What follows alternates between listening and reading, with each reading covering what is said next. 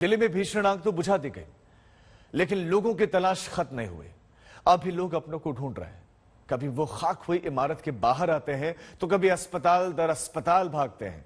27 लोगों की जान चली गई तो 29 लोगों का अब तक कोई खोज खबर नहीं है।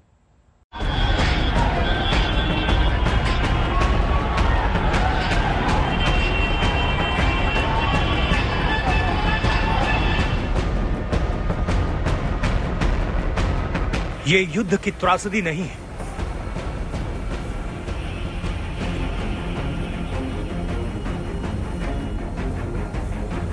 न ही यूक्रेन जंग की तस्वीर या फिर किसी फिल्म का सीन। ये दहकती आग दिल्ली की है। कल मुंडका के 3 मंजिला इमारत में लगी इस भीषण आग में 27 लोगों की जान चली गई। 19 लोगों का कोई पता नहीं है। आग भीषण थी, भयावह थी। आग की लपटें उठ रही थी। काले धुएं से आसमान ढक गया था। कल शाम करीब 4:30 बजे के आसपास आग लगी। 15 मिनट के अंदर मुंडका थाने के पीसीआर को कॉल पहुंची। जब तक फायर टेंडर की टीम पहुंच पाती, जब तक रेस्क्यू टीम आ पाती, वहां हाहाकार मच गया। अंदर काफी लोग फंसे थे। बाहर आग को देख लोग सन्न थे। काफी लोग मदद के लिए भागे। लोग दिलासा दे रहे थे। कुछ ने आनन फानन में सीढ़ी जोड़ी और लोगों को बचाने में जुट गए।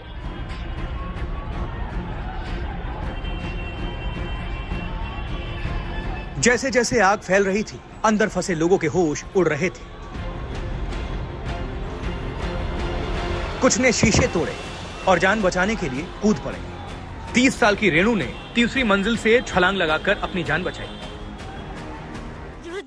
लोग शोर शराबा करने लगा, रोने लगा।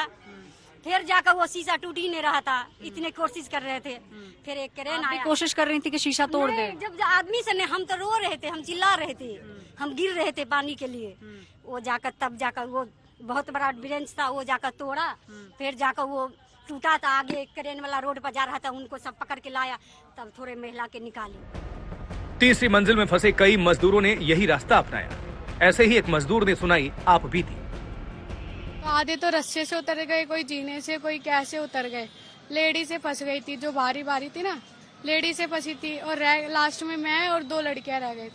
तो मेरे को भी लग रहा था कि मैं भी उतरूं, तो मैं रस्से पे गया। एक बार तो देख के डर के वापस चले गए। फिर दूसरी बार तो मैंने रस्सा पकड़ के कूद ही गए। हम बाहर नहीं दिख रही, अंदर लगी है चोट। हाँ, अंदरूनी चोट है। गिरा था मैं वहाँ से, तीसरी मंजिल से। तीसरी मंजिल से आप कूदे? हाँ, दूसरे फ्लोर है ना, जहाँ से आग लगी थी, वहाँ से कूदा हूँ मैं बिल्कुल।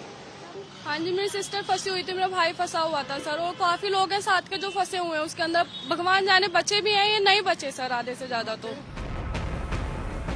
मुश्किल की इस घड़ी में हर कोई एक दूसरे की मदद कर रहा था।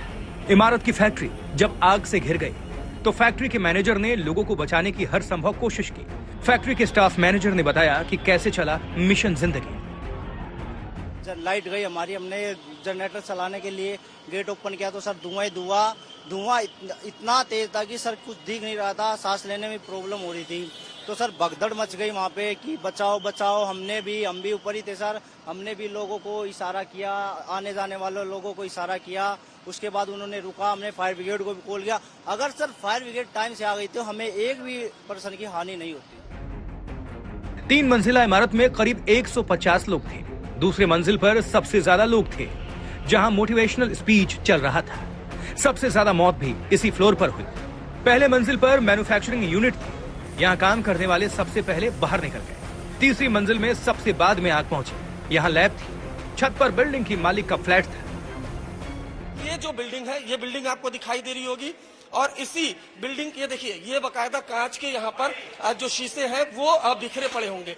इस कांच के शीशे को बकायदा तोड़ा गया है और उसके बाद जो रेस्क्यू ऑपरेशन है उसको अंजाम दिया गया है। दमकल विभाग के लोग यहाँ पर मौजूद थे और यहाँ से अगर आप देखें तो बकायदा ये जो देखिए जो फैक्ट्री है जिसमें 27 लोग जलकर मर गए, जिनकी मौत हो गई। बकायदा ये जब कैमरामैन जी आपको करीब से दिखाएं कि ये जो फैक्ट्री है बकायदा इस दीवार को तोड़ा गया। आप समझिए कि जो रेस्क्यू ऑपरेशन है वो कितना मुश्किल रहा होगा। ये जो पूरी आप देख पा रहे हैं इस दीवार को तोड़ा गया है। उसके बाद दमकल विभाग के लोग इस फैक्ट्री में जहां पर लोग सबसे ज्यादा घायल हुए हैं और जहां सबसे ज्यादा मौत हुई है बकायदा रेस्क्यू ऑपरेशन किया गया है। इस जिस फैक्ट्री में आग लगी थी उसकी दूसरी बिल्डिंग पर हम लोग यहाँ मौजूद है। जिस फैक्ट्री में आग लगी उसके मालिक भी मौजूद थे। मालिक के पिता की आग में झुलसकर मौत हो गई, जबकि दोनों मालिकों सतीश और वरुण गोयल को गिरफ्तार कर लिया गया।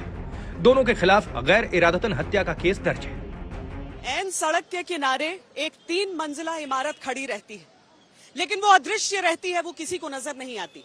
चाहे फायर डिपार्टमेंट हो, चाहे एमसीडी हो, चाहे इंडस्ट्रीज हो, किसी विभाग को एक ऐसी खड़ी इमारत नजर नहीं आती है जिसके पास हर जगह से एनओसी होना चाहिए था।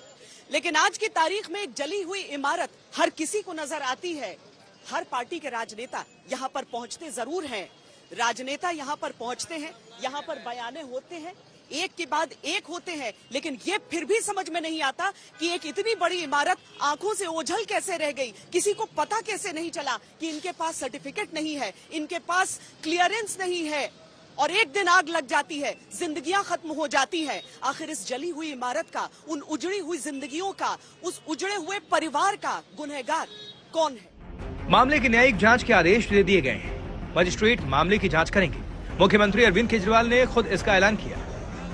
दिल्ली सरकार की तरफ से हम मैजिस्ट्रियल इंक्वायरी मैंने ऑर्डर कर दी है। अभी डीएम यहीं पे मौजूद थी और मैजिस्ट्रियल इंक्वायरी की जाएगी, और जो लोगों की डेथ हो गई है उन्हें दिल्ली सरकार की तरफ से 10-10 लाख रुपए का मुआवजा दिया जाएगा, और जो लोग घायल हुए हैं उनको 50-50 हज़ार रुपये का मुआवजा दिया जाएगा। 2 लोगों ये जो 2 भाई थे इनको अरेस्ट कर लिया गया है, लेकिन जो भी गिल्टी है, जो भी जांच में निकल के आएगा उनको बख्शा नहीं जाएगा। अब तक 27 लोगों के शव मिल चुके हैं, लेकिन 19 लोगों की कोई खोज खबर नहीं है। कुछ लोग इतनी बुरी तरह से झुलस गए कि पहचान पाना ही मुश्किल हो गया। अब डीएनए जांच से इसका पता लगाया जाएगा। ऐश्वर्या सुशांत मेहरा के साथ अरविंद ओझा, दिल्ली आज तक।